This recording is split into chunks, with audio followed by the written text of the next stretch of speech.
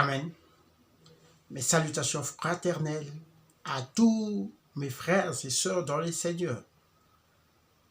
Nous remercions le Seigneur pour le beau jour qu'il nous a donné.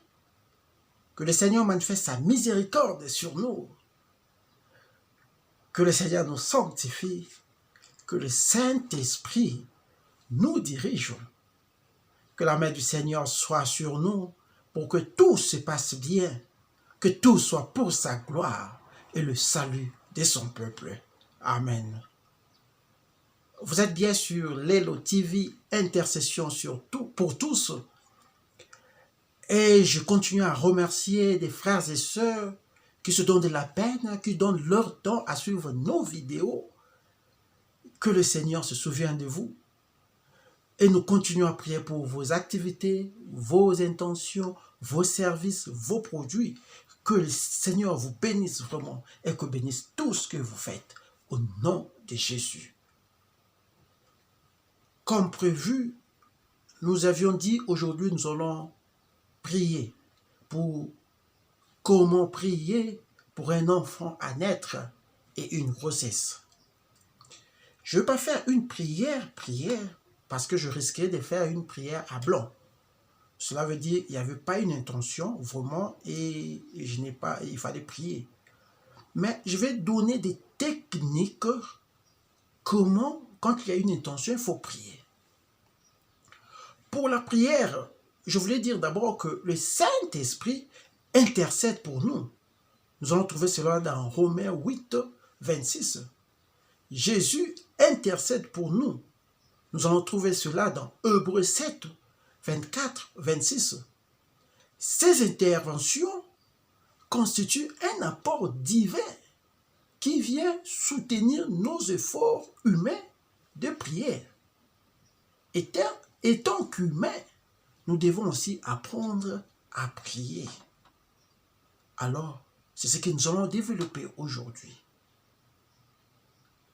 Par rapport à notre thème, comment prier pour un enfant à naître et une grossesse.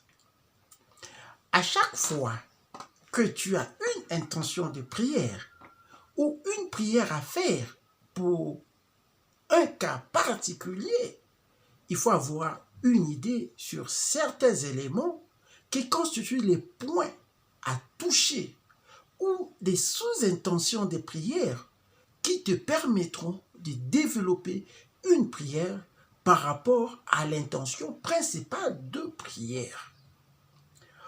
Aujourd'hui, il nous est demandé de prier pour une femme enceinte. Voici quelques éléments à prendre en considération.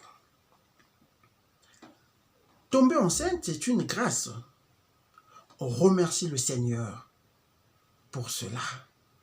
Nous reconnaissons aussi que parfois, tomber enceinte, ça crée des troubles dans certains foyers. Cela n'enlève pas la grâce du Seigneur. Un autre point, le développement d'un enfant dans le ventre de sa mère est un mystère et une inquiétude. Il faut remettre cela entre les mains du Seigneur. La mère est obligée d'aller à des consultations prénatales. Remettre toutes ces consultations, les médecins, les infirmières qui vont toucher ce ventre entre les mains du Seigneur. Vous savez, mes frères, la grossesse entraîne beaucoup de changements. Alors, il faut demander la grâce de supporter tous ces changements d'humeur, changements du corps, parfois des activités et même des troubles qui pourraient bien apparaître dus à la grossesse. Il faut demander aussi la grâce de la prière, la grâce de soutien mutuel, d'harmonie et de la complémentarité pour les parents. Parce que pendant la grossesse, peut-être il y aura beaucoup de discussions. On est affaibli, on n'a pas le courage, la force de prier. Il faut demander la grâce de la prière à Dieu pendant ce temps. Il faut aussi demander au Seigneur de donner les capacités aux parents pour subvenir aux besoins de la grossesse. Je vois là sens de responsabilité et sens de sacrifice, parce que quand il y a la grossesse, il faut des sacrifices. Je vais vous donner un exemple. Une femme enceinte qui dit à son mari, aujourd'hui je vais manger le poulet fumé. Le mari achète le poulet fumé. La femme mange et le mari était content. Le mari, en passant, on vend des poulets fumés à un bon prix. Il dit, laisse-moi acheter ça pour ma femme. Et il achète ça beaucoup pour la femme.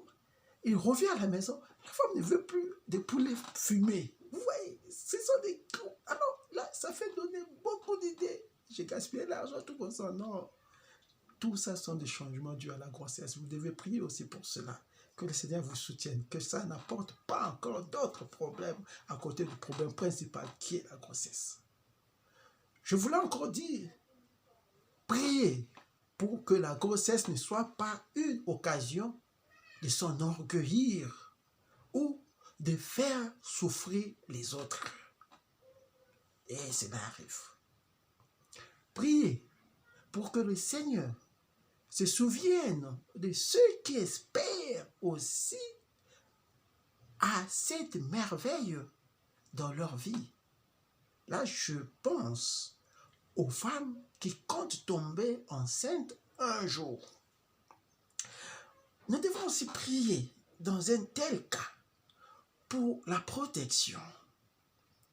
La protection contre toutes sortes de jalousies que cette grossesse pourrait créer. Nous devons aussi demander au Seigneur de couvrir l'enfant avec le sang du Christ. Que l'enfant, la mère, le père, ainsi que ses frères et sœurs, si le couple a déjà d'autres enfants avant cette grossesse, que le sang du Christ les couvre, qu'il soit invisible à l'œil de l'ennemi et qu'il soit aussi intouchable par la main de l'ennemi.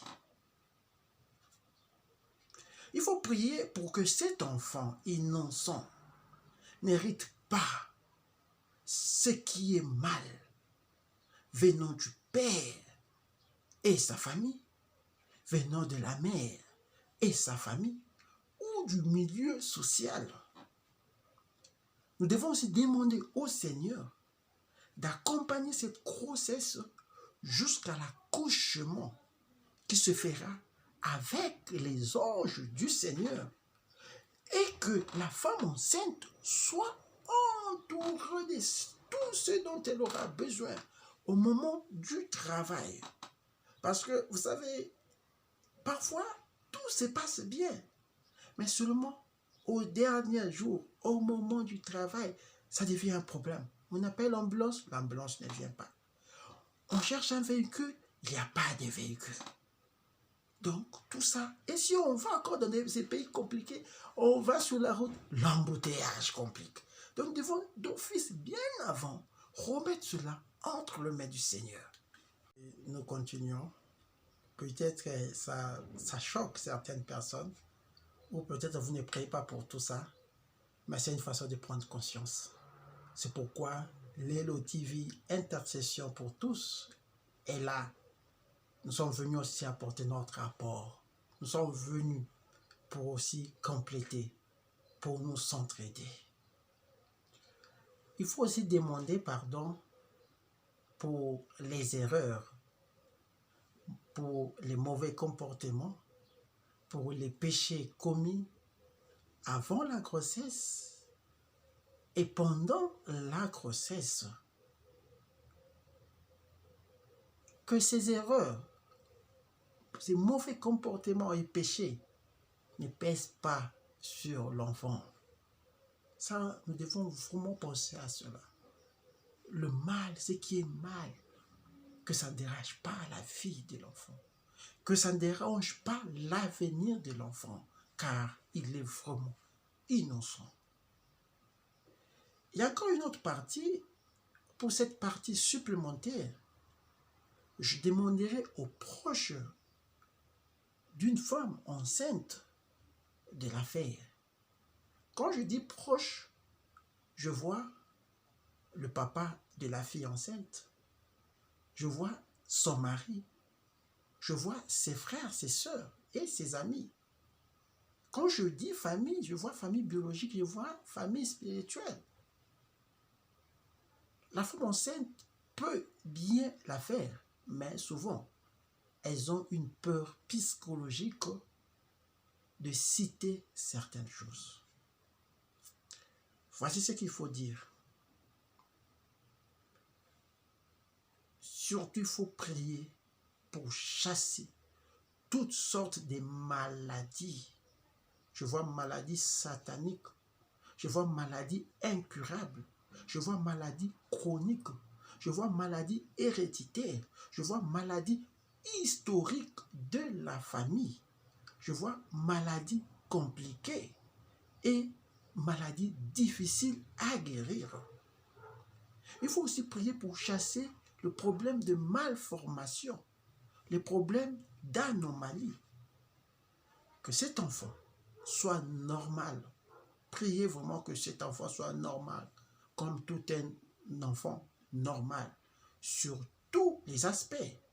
Je vois le corps, je vois âme, je vois esprit, je vois physique, je vois mental et comportemental, ces aspects-là.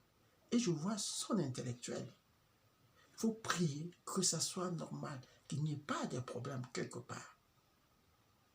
Il faut aussi prier vraiment que cet enfant apporte de la joie et soit utile à la société pour la gloire de Dieu.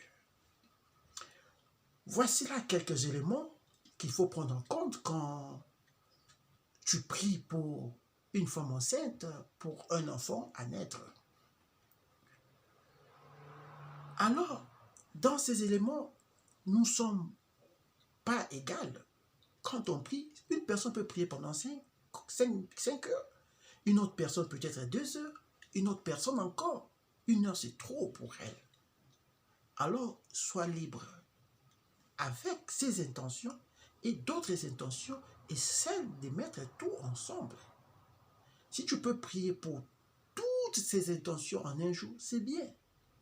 Si tu ne peux pas, tu peux peut-être séparer. En un jour, tu peux prier le matin une partie, à midi une autre partie, le soir une autre encore partie. Ben, si tu ne peux pas, tu peux faire peut-être lundi une partie, mardi et jeudi une autre partie. C'est comme ça qu'on va essayer de prier pour toi. C'est important de prier pour un enfant à naître. Pourquoi?